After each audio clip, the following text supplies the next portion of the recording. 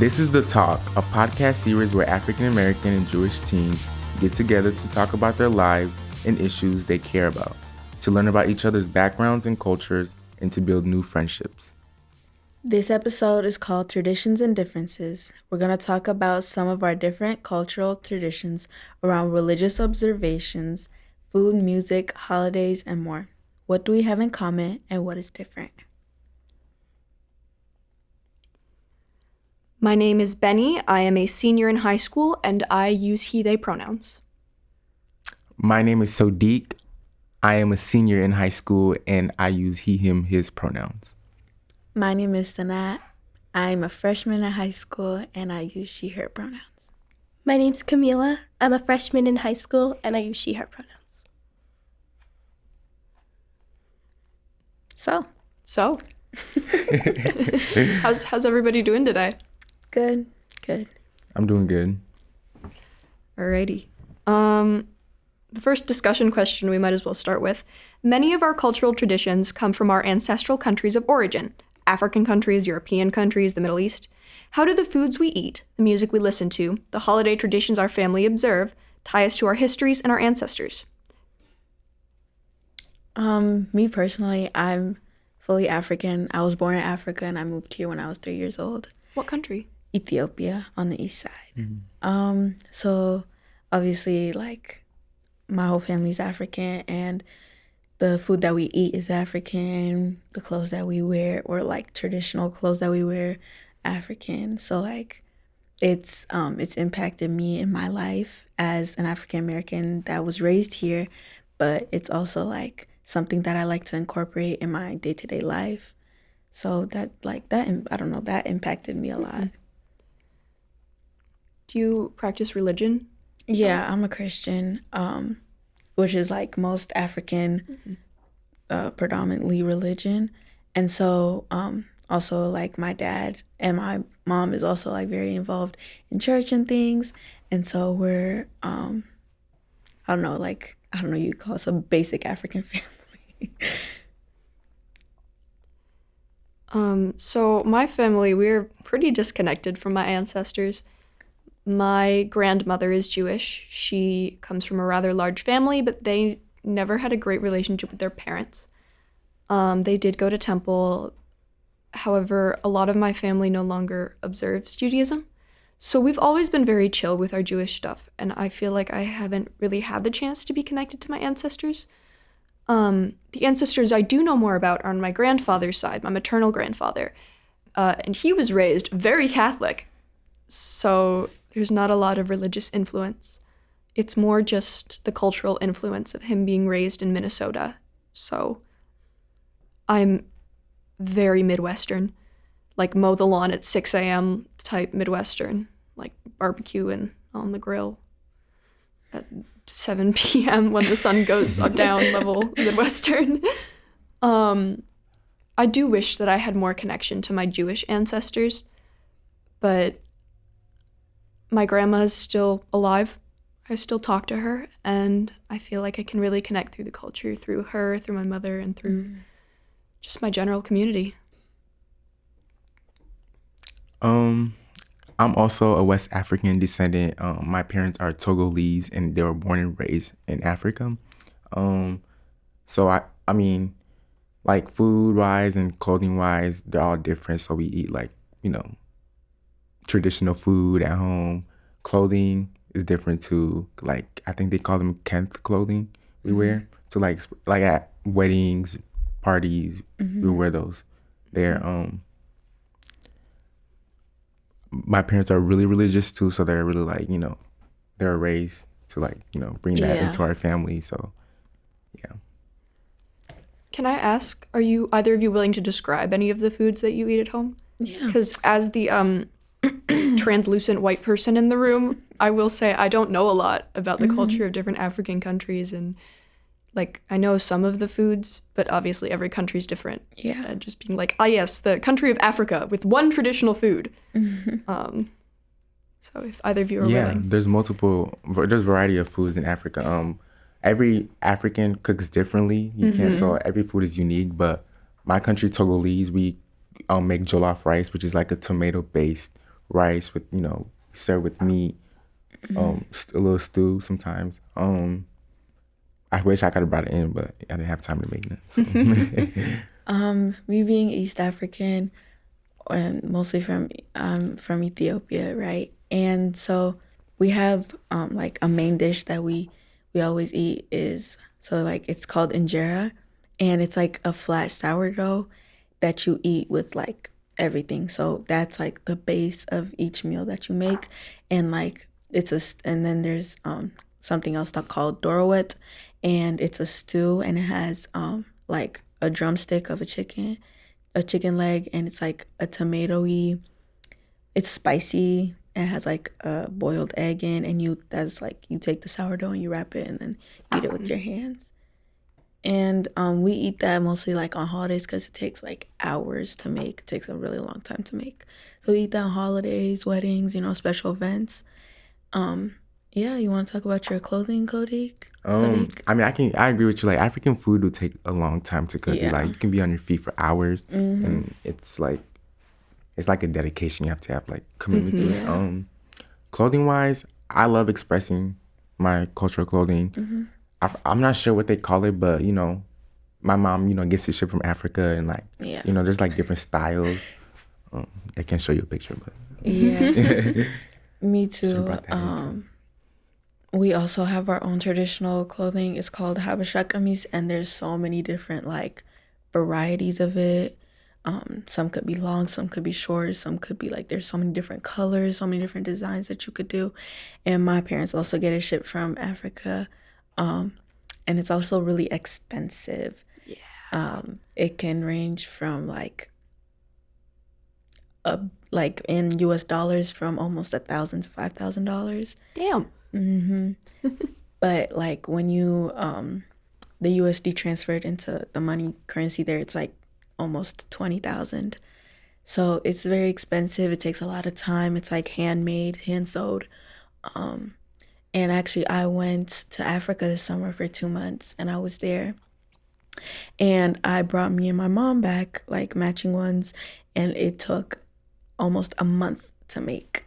And so it was like you can see the dedication, how the makers they hand sew it in, like all of the fabrics and stuff. So it's a really cool thing to see. It's awesome.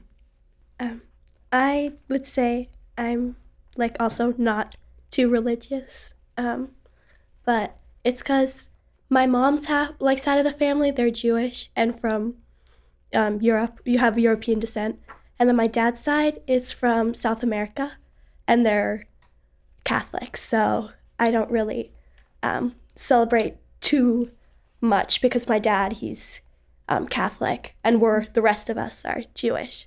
So we don't want to like kind of push our culture too much. But I mean, I get double presents because, Christmas and Hanukkah. So Where is he from? From South? from Paraguay. Oh. So Nice. Sort of back to the clothing thing. Most families have items that they've handed down for generations. In my family, the closest thing we have to that is a Star of David necklace that my mom was given by her aunt. And my mom and I have started practicing more, which both of us are really happy about. We bought a bunch of grape juice, like a lot of grape juice recently, in hopes of doing regular Shabbat, which is this Saturday night thing. And the grape juice is necessary for one of the blessings. And then you're supposed to have challah, which is the bread. But no, that's expensive, so bagels. Which I know a lot of Jewish families who do. One piece of traditional clothing is the talit, which is the prayer shawl worn during services, and I feel like Orthodox people, I think I've heard, wear it all the time under their clothes. I took it upon myself before my bat mitzvah, the traditional ceremony at 13, 14 for becoming an adult. I made my own. So I spent months, I bought the kosher fabric, I tie-dyed it myself using kosher dyes. I tied the tzitzit, which are little knots with one knot for each of the 613 commandments or Jewish laws. I tied those by hand, and I added the like corner things to keep the corners from fraying, and like the thing on the back of your neck which has the Talit blessing. And like I picked all that stuff out myself. Like I dyed the corners. I picked out all the stuff that was going to be sewn on.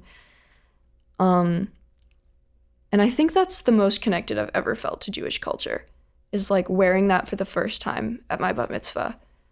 I have 11 grandparents. My divorced parents have divorced parents, so it's always a little fun fact I like to share about myself. Mm-hmm.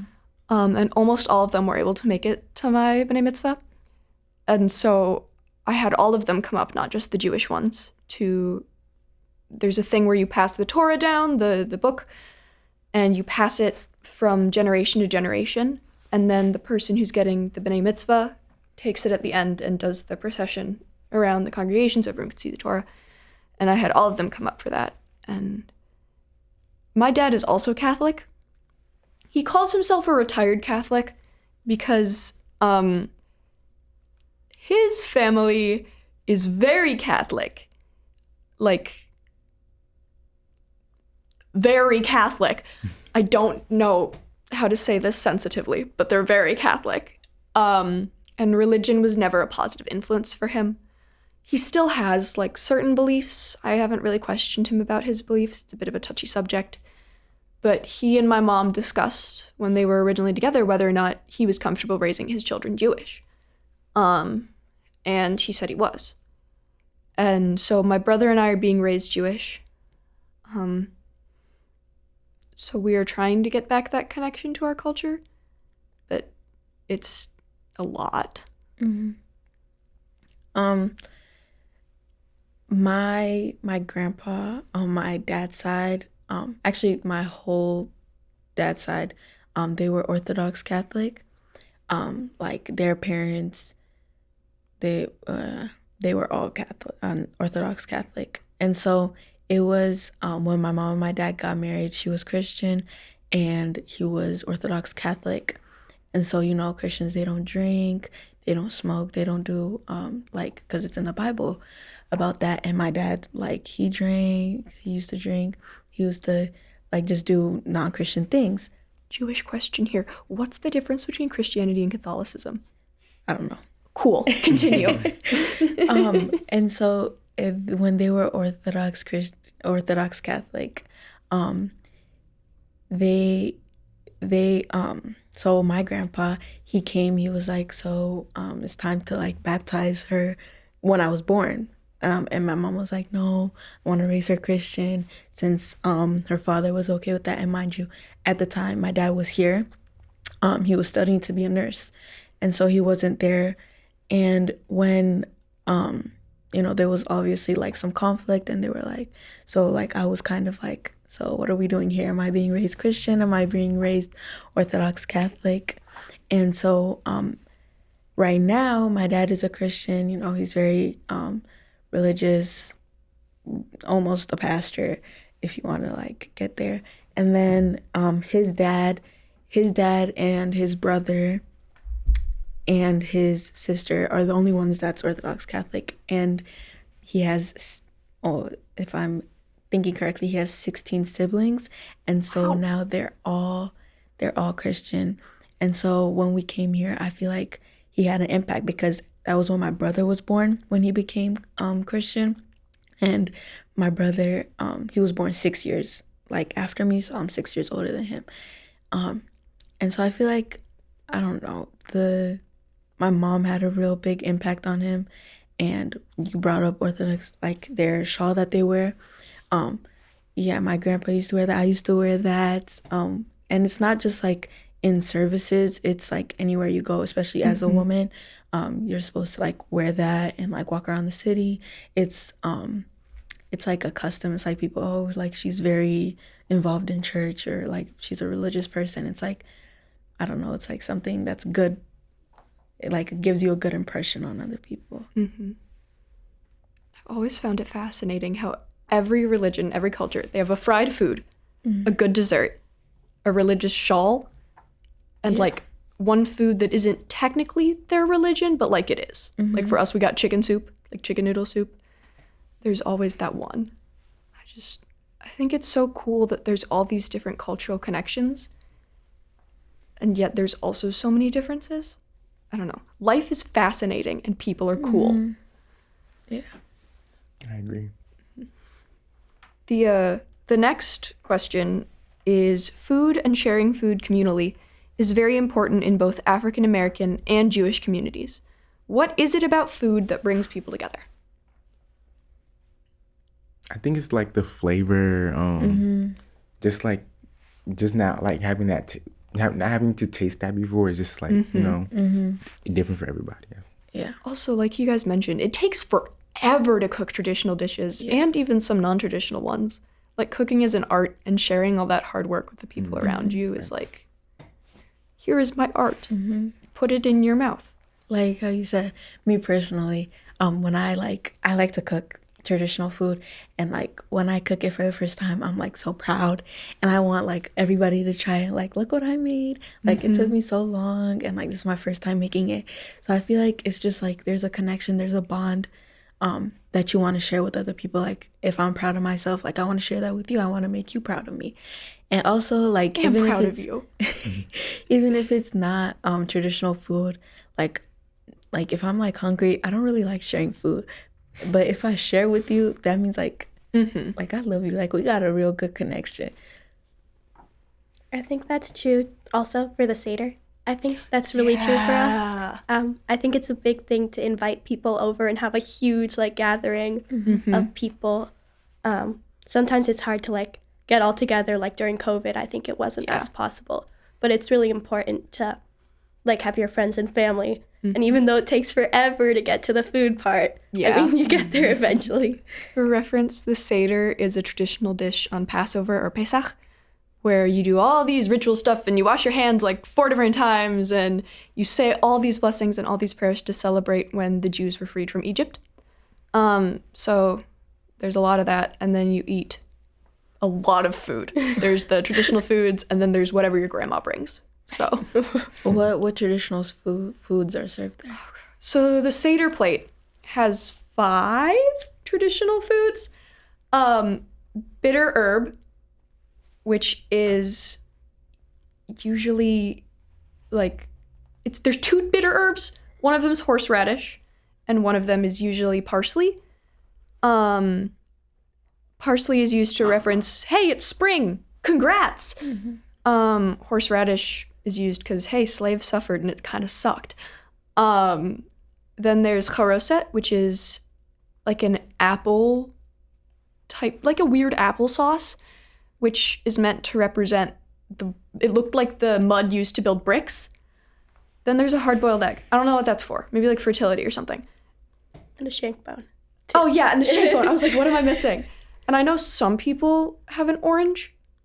Yeah. But that's a newer thing. What am I missing? I feel like I'm missing one. Matzah is like very traditional. Do you want to explain matzah? Well, it's like as part of like the whole Passover tradition, for 8 days you're not supposed to eat any leavened bread, so like no yeast. So we have this special unleavened bread called matzah, and like we have it for breakfast, lunch, dinner. It's like our like kind of bready carbohydrate for every meal. Little fun Jewish story time, everyone. Gather around. The original story of matzah was meant to be that when the Jews were kicked out of Egypt, they were told, like, you're not slaves anymore, but you can't be here. Get out. So they didn't have time to bake their bread. So they put the bread dough on their backs, and somehow magically it hardened into crackers because of the sun. And they would just eat those crackers for their journey, which was a lot longer than 8 days and 8 nights, but like, no. So that's, why we do it. Do you guys, either of you, have a holiday that's like that, where it's like big meal specific holiday? I can say like probably Independence Day. Maybe you just like, cook a lot of food, bring out more food, Yeah. I feel like we just bring out food all the time. I mean, that's so valid. I feel all like the time, big celebrations. Jewish grandmothers and Black grandmothers could really bond over forcing everyone to eat a lot of food. Yeah. I agree. From what I've heard. In our culture, like every holiday, to be honest. It's just like food. But one of the big ones is New Year's and Christmas. Those are like the ones that everybody has to eat. Like everybody has to eat. I don't care if you're allergic, you have to eat it. So we bring a lot of food. Everybody gathers around. You wear your Habesha kameez, and like it's just a nice, beautiful party where you get to like look back on the year if it's New Year's or like Christmas, like give out gifts and stuff. But once we got here and like we started celebrating Thanksgiving and like other American holidays, we do the same for those, just not like full out as we do the other holidays. Thanksgiving, man. Yeah. If you are not in a food coma after Thanksgiving, you're not doing it right. Oh, the sleep after eating Thanksgiving dinner. I'm a picky eater, and so whenever we go to my my dad's family's house, it's usually his sister's house for Thanksgiving. She always makes ham. I don't eat pork. Partially because I don't like it, partially because Judaism, but you know. And then sometimes they have turkey. I only like white meat. So I will just sit in my little corner eating unseasoned white meat turkey, refusing to put maybe a little salt, maybe a little pepper.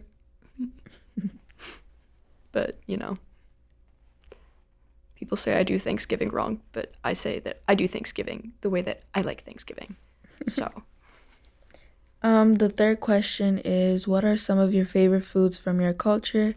Is there religious, historic, cultural significance to the foods? Me personally, I don't eat a lot of traditional like Jewish foods. My dad cooks a lot of Paraguayan dishes, so he often cooks like empanadas, and so it's like I don't really have a lot of like traditional Jewish food in my diet. Do you want to talk about the traditional Paraguay foods? Well, we have something called like, I know I mentioned empanadas, and then we have tortillas, but they're not like the Mexican style tortillas. They're like a poofy, fluffy dough. You can put like herbs in it. You can also put like meats in it. So it's kind of like a puffy pancake, and you kind of fry it up. So it's kind of nice. I love rice in general, so like the jollof rice, white rice or with different type of stew. So we have like spinach, rice, peanut butter, stew, tomato based stew. It's just I just like rice in general. So. There's a lot of foods that I like, traditional foods especially, but one of them, like, it's called kutfo, and it's really hard. Like, it's not hard to make, but like you gotta make it a certain way, and so it's like ground beef, but like minced, like it's really cut fine, and like you season it up with like traditional seasonings, and it's spicy, and then you take like melted butter, and like you kind of fry it, but like it's not like fully fried. Like, I don't know how to explain it. It's not like raw, but I don't know. Like but it's really good. You guys should try Sounds it. good. I mentioned chicken noodle soup before. My grandma makes chicken noodle soup. I'm convinced she's been hiding the recipe from me because every time I ask her to teach me, she's like, well, let me teach you how to make something else. So that recipe's going to die with her, I guess. But every time anyone in my family is sick, she will make us chicken noodle soup. Ever since I was a kid. And I swear that it's magic. Like, you sip it and your sore throat's gone. It's so good. And I know there's a lot of like jokes about Jewish grandmothers making their chicken noodle soup and their magic Jewish penicillin. But my grandma is she is a whole magician. Most of our family is convinced she's psychic for assorted reasons, me included. Like, I don't know if I believe in psychic stuff, but like once you see her enough times, you're like, oh, okay, I believe now. So. Speaking of home remedies or like do any of your families like make something when you're sick and like it makes you feel better? No. Suffer. Well, they just like are really nice to me, and they just get me like, I'm like, can you go to the store and get me this? And I get to skip school. So. Yeah. Home remedies, like Africans, they just be coming up with Everything. stuff. I don't know. It's just like spices, or like a popular one is cloves. Oh, They yeah. will like put that in water and Boil it. boil it, just and like you drink it and your like sore throat will go away like the next Yeah. day. Does They it just taste good? I do It's like not cloves. like the stuff they doesn't have a make. It taste. doesn't. I mean, I mean, not if really. it helps you. If it works, it works. The placebo effect works, guys. Yeah. yeah. But Me personally, my grandma, she makes like out of anything. Like she'll like get, like the rosemary and she'll like boil it and like make me smell it the whole night. Like my stuffy nose will be gone. But one that she makes like for all of us is she like warms up milk, like really warms it up, and she puts peanut butter in it, and she puts this is gonna sound really disgusting, but she puts what is it, like lime.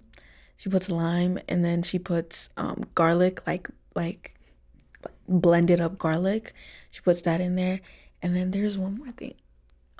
Cloves. She puts like the boiled water of the clove in it, and then it just like makes you feel better. It doesn't taste the best because you can taste like the garlic and the peanut butter, but it really helps.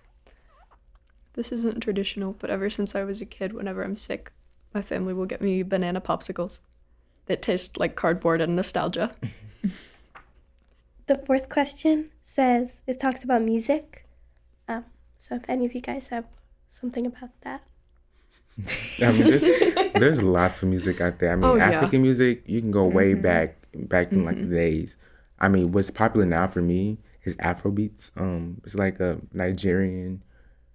it's like Nigerian music with like beats and like different, style of like drums, stuff like that. I think it's really nice to listen to. It's just when you start listening to one, it's just you can feel it. In our culture, we're very like Christian in our family, so we don't really listen to like secular music and stuff.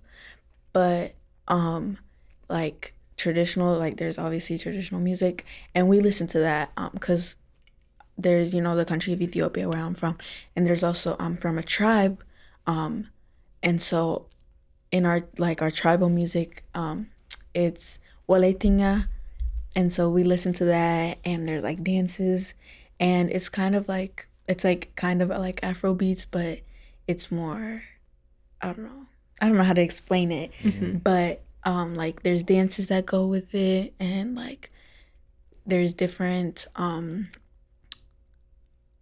like ways there's like, it's just very diverse. I don't know how to explain it very well. Fine. I will say one Jewish song, like very, very Jewish song that always stuck out to me was the Ve'ahavta. It is like older than Hebrew. Like it is, I'm pretty sure it's like some subsect of Aramaic, but I'm not in. It's Hebrew? I was told it was like, it is? Oh, well. But it's like really, really, really old Hebrew. I don't know where I heard that then. Anyways, it's really, really, really old. It's like, if you're gonna memorize any prayer, you memorize the Ve'ahavta. It's one of the few ones that has the same tune no matter where you go. Like if you go from temple to temple, they're gonna have different tunes for all the songs and most of the prayers, but the Ve'ahavta is the one that's the same no matter where you go. That and the Shema, which is the, hey, there's only one God, guys, prayer. Those are like the two most, I don't want to say most important, but like arguably the most important ones. Yeah, I definitely agree with that. I think, like, especially, like, we had, like, this one cantor, and then, like, the cantor switched. So, like, he brought in a bunch of, like, new songs. So it was kind of cool to see what kind of tunes he used, because it was a lot different from what we normally did. I took a Jewish song leading course.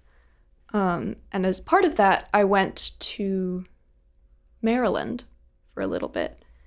It was like one weekend in Baltimore, and you spent the whole time song leading.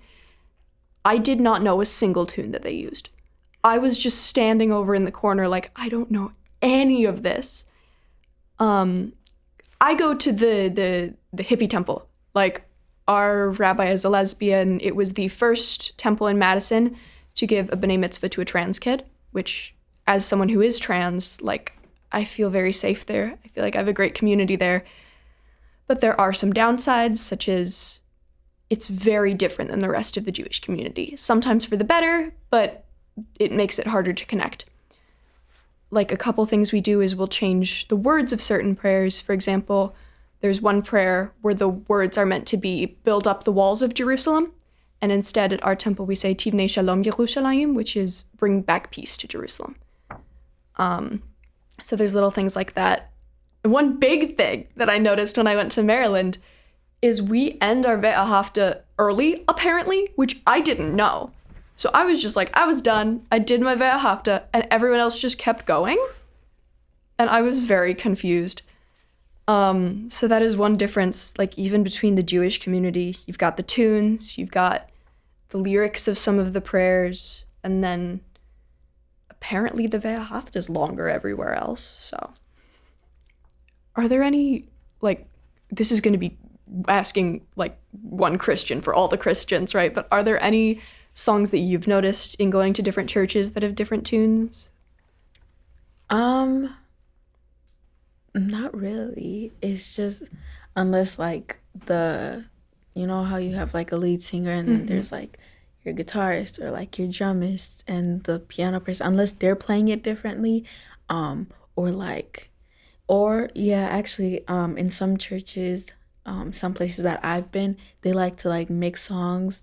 They'll like be singing one song for a time, and then they'll like if the beats are the same, they'll like change into a different popular song. And so that's like how we worship in our churches. Like, many songs, if they have like the same beat, then we'll like kind of transition into it as like the crowd is like singing along and stuff. So there are some times where you'll get like mixed up, or you'll be like, oh, I'm trying to sing this song, but then they'll like switch something else. But most of the time it's pretty the same. Do your churches ever do that like relatable, quirky thing where they take like a prayer and put it to the tune of a pop culture song, or is that just us? Like in the background, or like at like a kid's service or at something like that? I think we're just weird, because there was this solid chunk of time where we had to sing one of the prayers to the tune of You'll Be Back from Hamilton. That was a moment. 7th question. yeah. What is your favorite part of your culture? I like the food. That's it? Just the food? Yeah, I think the food, and like, I think singing songs together just in general with anybody is really nice. So like, just like being able to build a community through singing songs is pretty special. Like, you don't often get to do that, so it's really special. I love the question was culture. I love my culture. Everything Really? about it. The traditions, the holidays, the clothing, the food, the people. I feel like my people, they're very humble. In my culture, it's also like education is a very big thing. They thought, since like it was a very poor culture, a very poor country, so they thought that if you like succeeded in education, if you were the best in school, that's how you could get out of poverty. So that also is a big part of my life. That influenced me a lot, even though like I'm doing good in life financially. Like, I just feel like you do good in school, you succeed, and that's what my parents have like brought me up. And so that's like what really helped me through middle school, and like is now helping me through high school. Like, having that in the back of my mind, like some people actually did this to like put food on their tables, to raise their kids, to help their parents. They succeeded in school, and like I feel like I should also be doing that, not just to like succeed, but to also not just to succeed, but to also like, I don't know, like be determined or like have something to motivate me. The Jewish community is like a similar thing with education, where it's like, your ancestors weren't able to get educated, so if you don't get straight A's, I feel like there's always that generational pressure. Yeah. But it can be great, and it can also be a lot. Yeah, like Tessna said, education is really big. I'm like the first gen to go to college in my family, so it's like the pressure is always on me, like you know, so all that and like showing my sister to do the same thing. I love my culture, from food, the names that they gave us, and like the names are just unique, like clothing, the language we speak is just really different. I mean, I speak Ewe. It's hard to learn it. Probably I don't know everything. I'm fluent, but I don't know like how to write it or like read it. But I can speak it.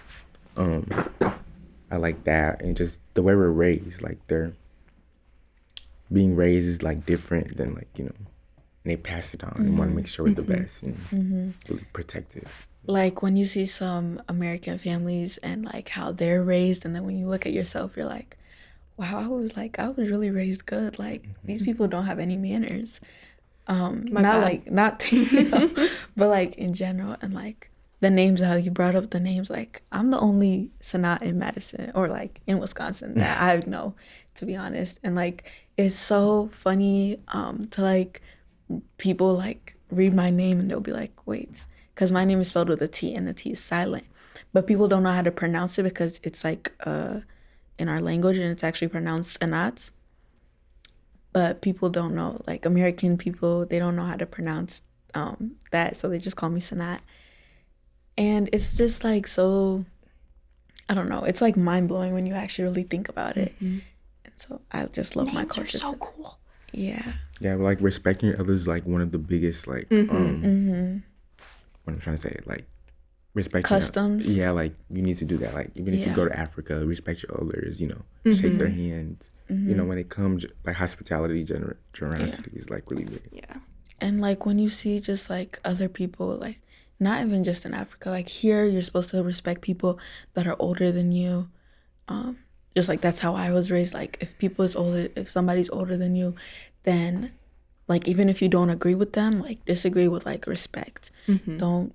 And like when I see other people, like how they treat like other people, and it just like makes me like take a step back. I'm like, whoa, like I was not raised like this. Like this is not how I was supposed to react, or like that one friend who like calls their mom by their first name. It's just like, Never. And you survived that? You did that and you survived that. Yeah. Yeah. One thing that I've found really important both in like American culture and everywhere is like your name. Every language has like their own name, and it's one thing that I've noticed a lot of teachers do. I don't want to say it's subtle racism, but like it is a little bit, where they'll read a name and then they'll notice that the kid isn't white and they'll pronounce it differently. Like one of our teachers read the name Ezra and assumed it was pronounced like Eza or something. It was like, oh, well, the R's not silent. Or the name Malachi, a teacher pronounced it like, looked up at him and was like, Malachi? Malachi? And it's just like, it's always the English teacher too. I don't know why it's always the English teacher. It's always the English teacher. I've had some teachers like they'll look at a name and it will be like a Hispanic name and they'll say it with an accent. And I'll just like you cringe inside. You'll be like, you didn't have to say that. Like it'll be like, if somebody will be named Adrian, they'll be like Adrian. Like try to use like a very heavy like Spanish accent if like the kid is Hispanic, and I'll just be like, that was not needed. It wasn't necessary. You can say like Adrian without having to be like Adrian. Yeah, like Adrian, like that's like it's really not necessary when people do that. I have a friend whose name is Dutch. It's spelled, her last name is spelled Dixson Kruijf. So when the teacher hesitates around the D last name, she's just like, here. And her first name is spelled Brynne. She's gotten Brian Dickinson Cruyff more than once. For reference, it's Bryn Dixon Cruyff. It's like the YJ thing that's in a lot of Scandinavian and European countries. Just pronounce people's names right, guys. Just ask. It bothers me when the amount of subs that like look at my name on the sheet and they'll be like, and I can see them like trying to pronounce it right, and I'll just be like, here, and they'll be like, is this your name? And like I have to point it out. And then, like, my friends will be just, like, calling that name if they mess it up, like, calling me that name for the rest of the day. I know. That's, like, at West, we, like, because the subs come and they just, like, pass around a piece of paper and they're like, write down your name, you know? So it's like they don't really want to go through all that. Yeah. I understand, like, if you accidentally mess it up a couple times, but it always gets on my nerves if someone's, like, repeatedly mispronouncing someone's name after they've been corrected. And especially like when they do it on purpose, when you've like told them like this is how you pronounce my name. I have a relatively easy first name to pronounce, but I have a hyphenated last name. And so whenever someone's like, "Oh, what's your name?" I'm just like, "Oh, I'm last on your attendance list." Like, I'm not going to try to spell it. I'm not going to try to tell it to you. You're not going to get there. But like even now, like I understand that even having a name that's like American and easy to pronounce is like a privilege. Yeah. It will never stop bothering me that people can't have the decency to pronounce someone's name right. Also because like in African culture, like names are so like different and unique and like specific, or like I don't know how to, like my mom named me Sanat. It means like patience and like confidence. It like means many things when it's translated to English. But also because my mom was patient with my dad because he wasn't like with her. After they got married, he moved here and he wasn't there when I was born. Like he wasn't by her side, like as most marriages would be. So she was patient. So she named me like Patience. And so it has like significance. Like I promise you, nobody's just like naming their kid just to name them. Like it's like something like close to their heart, or like I don't know. It just means a lot to them. One thing, I don't know if this is a Jewish thing or if it's just my family, but one thing we do is the initials, like the first and middle name, are meant to honor a deceased relative. So legally, my name starts with an S, which is for my great-grandpa Saul. He was great. He worked on making airplanes. I've heard a lot of good things. He was very smart. My legal middle name starts with an A, which is for my great-grandpa Andy. And I don't know why my parents named me after two men if they didn't want me to turn out trans. So, but when I changed my name, my preferred middle name starts with an M for my great-grandma Marty.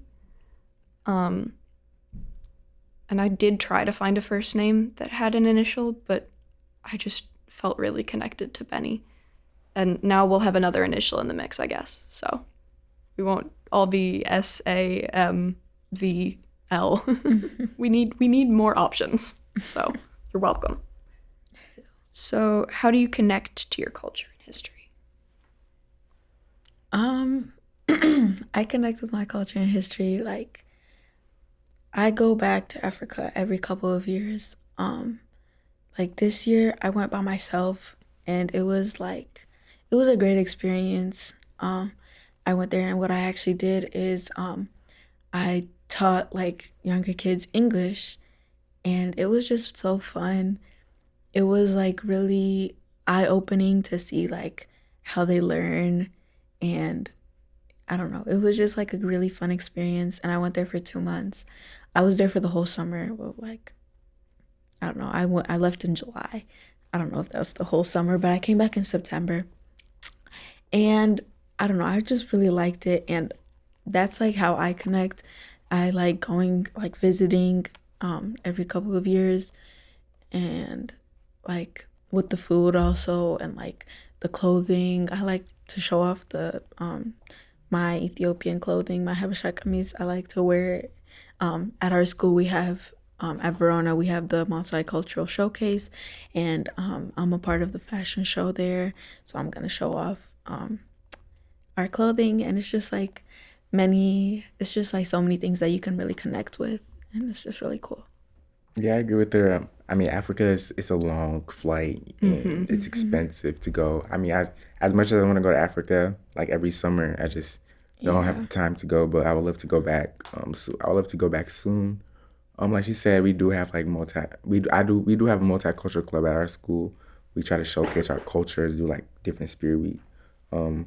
There's also like Madison also does a good job hosting like different events like Africa Fest. I actually was helping one of my mom's friends catering business to like help sell food. It was really good just to see the people come out and just meet the other Africans in the community. Yeah. I agree with the fact that it's like often for a lot of people it's a long flight to get to like their home country. It's same for me for Paraguay. Like I haven't been in 5 years because of COVID. Like we were planning to go and then like COVID happened. And then my brother went over the summer. They decided to take us individually because like us together we fight a lot. But I think it's a long flight and it's also really expensive as well. And it's a lot of time that sometimes. Yeah. And you don't want to go for like 2 weeks. You want to be there for like a month. Right. It's, Because if you're paying like almost $2,000 for a round trip and like you're on the plane for almost 14 hours, then you're going to want to use the most of it. The only time I've really been out of the country, I went to Costa Rica. And I was there for a Spanish immersion program for 4 weeks. And then my mom and I just traveled around for a week. She's like, if you're going to Costa Rica, I'm coming and we're seeing cool stuff. And she was like, we're here. We've already spent like $5,000. So just get the souvenir. Just get it. I personally don't have a home country that I can like go to. I could go to Minnesota, I guess. But that's, not very interesting. So the way that I connect to my culture is through like attending services, through learning prayers. I tend to be a very spiritual person, so I've done like research on certain things in like paganism and how that was influenced by Judaism. One thing I always say is like, as long as it's not going to harm anyone, I might as well try it, right? So like I'll mess around with crystals because at the very worst they're shiny rocks. And like I'll mess around with tarot because at the very worst they're pretty. And I feel like through that I've simultaneously like connected to my ancestors way, way, way, way back when like Jewish people were doing their traditional medicine, and when like crystals were the primary form of healing, because like every culture's got that one rock. It's just like this one fixes everything. And simultaneously, out of my family, I'm one of the ones who wants to practice Judaism the most. My mom would love to go, but she works a lot. And so occasionally I'll attend services on my own. I will always go to like the high holiday services, the like important holiday ones, but even just Shabbat, I'll sometimes go on my own when I'm feeling disconnected. So just little things like that, especially when you don't have like a big place you can go to be surrounded by those people. Just finding those little communities and those little pockets of connection can be really helpful.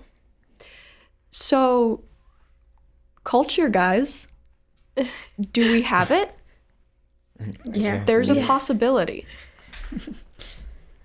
I really want to learn more about like the cultures of different African countries. I feel like everybody knows about like the same few countries in Africa and Asia and about like nothing else. Like I know what Chinese food is. I have no idea what they do in like Sri Lanka. And I would like, there's so many places out there that I'd love to learn more about. So thank you for sharing your culture with us. Thank you, guys. Thank you. It was really cool learning about the different Jewish traditions, the clothes, the music. I wish I'd brought like my talit. Yeah, stuff. I wish I brought more. Yeah, me too. Next time. It would have been really cool to see all the different things. You can send a photo to the group chat. Yeah. Email it to you guys. Yeah. Anyone have any parting words? Until next time. Until next time. Until next time.